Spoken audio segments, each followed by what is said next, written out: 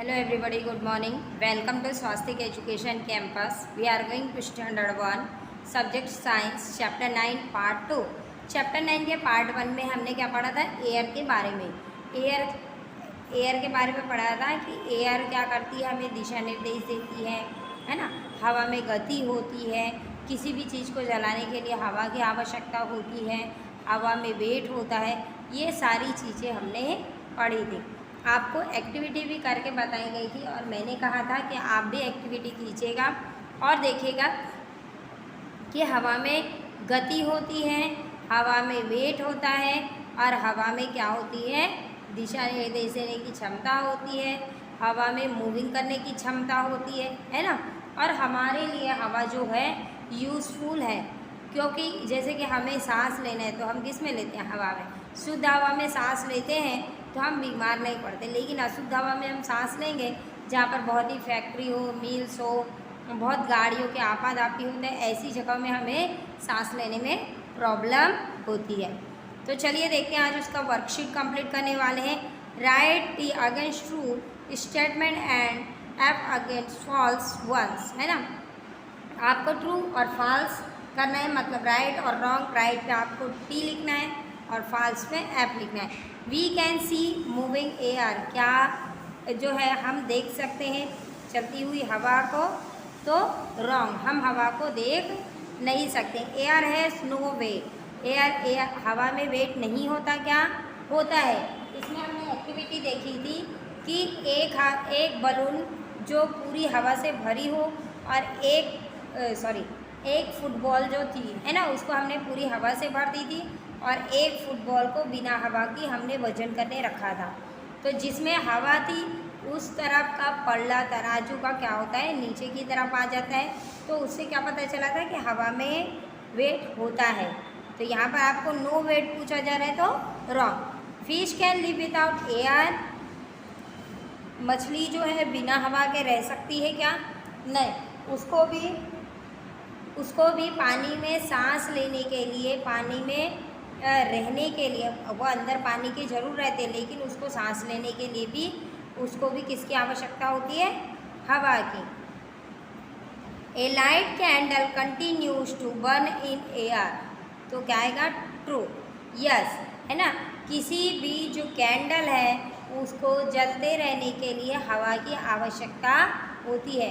अब आप बोलोगे कि जब हम दिया जलाते हैं और हवा चलती है तो वो बुझ जाती है, लेकिन आपको ये प्रैक्टिकली पता है कि मंद मध्य जो हवा चलती है वो आपकी दिए को, आपके कैंडल को जलाते रहने के लिए काफ़ी यूज़फुल है। इसमें प्रैक्टिकल में हमने देखा था कि 2 कैंडल जलाए थे और एक को हमने बाहर खुले में रखा था और एक को हमने ग्लास में ढक दिया था। जैसे ही ग्लास में ढका वो हवा जो कैंडल था वो क्या था? बुझ गया। ओके, चलिए आगे देखते हैं। Next question, choose the right word from the box and fill in the blanks. All living things need air for breathing, तो all living things need air for breathing मतलब जितने भी लिविंग थिंग्स, मतलब जो जलते फिरते जानवर हैं, इंसान है, पेड़ है, पौधे, उनको सांस लेने की आवश्यकता होती है। Moving air is called wind, moving air जो चलने वाली तेज हवाएं हैं उसको हम क्या कहते हैं? Wind. A lamp can not fill in the blank in the absence of air, एक लैम्प है जो बिना एयर के एब्सेंस से जल नहीं सकता है। Fill in the blanks is everywhere, तो क्या आएगा? एयर, एयर इज एवरीवेयर, हवा जो है वो सभी जगहों पर है। Okay, answer the following question, name 2 things which work because of air, है ना। तो कौन कौन सी चीज़ें हैं जो हवा में हम उड़ा सकते हैं? तो काइट और flag. What is wind? Moving air is called wind, तेज चलने वाली हवा को हम क्या कहते हैं? वाइंड कहते हैं। Can we see air? We can not see air, हम हवा को देख नहीं सकते। हम क्या नहीं कर सकते? हवा को देख नहीं सकते हैं। Read the following slash for fun and pleasures. अब हम कुछ छोटी छोटी पोएम्स देखते हैं कैसे लिखा है। वेयर इज एयर, हवा कहाँ है? एयर इज एवरीवेयर, हवा सभी जगहों पर है। In every man and mouse, in every can and house, है ना। इसका मतलब है कि सभी आदमियों को और सभी चूहों को किसकी आवश्यकता होती है? हवा की। सभी घरों में क्या होती है? हवा हो सकती है। क्या हो सकती है? सभी घर में, सभी जगहों पे क्या हो सकती है? हवा हो सकती है। भले हमको हवा दिखाई नहीं देती, लेकिन हम उसको फील कर सकते हैं। अब देखिए, there nothing without air, there's no movement with airs, there's no sound with airs, there's no play with air.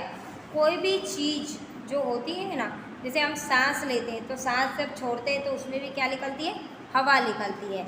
जब हम आपने बोट वाला प्रैक्टिकल बताया गया था कि बोट जो है जब हवा की दिशा में चलती है तो हमको चाकू को उतनी ही चलाने में मेहनत नहीं करनी पड़ती, लेकिन विपरीत दिशा में ज़्यादा होती है। आपने वाइन मिल का भी एग्जाम्पल देखा था। तो इसका मतलब है मूवमेंट के लिए भी हमको एयर की आवश्यकता होती है, बिना एयर के मूवमेंट भी नहीं की जा सकती है। साउंड है, जब आवाज़ है दूर से हम चिल्लाते हैं तो वो भी किसके सहारे? हवा के सहारे एक जगह से दूसरी जगह पहुंचता है। They are no place without air, कोई भी ऐसी जगह नहीं जहाँ पर हवा नहीं होती। Without air a candle can not burn, बिना हवा के कैंडल भी नहीं जलता है। Without air a leaf can not turn, और बिना हवा के लीफ जो है टर्न नहीं कर सकता, घूम नहीं सकता, हिल नहीं सकता। Our science our good, our science and our good sense से एयर लाइफ इज सेंस, है ना। जो साइंस है वो क्या है?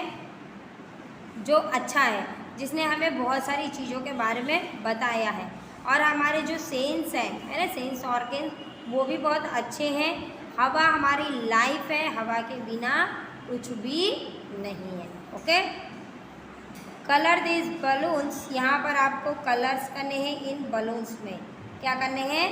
बलून्स में कलर करने हैं। अब चलिए देखते हैं।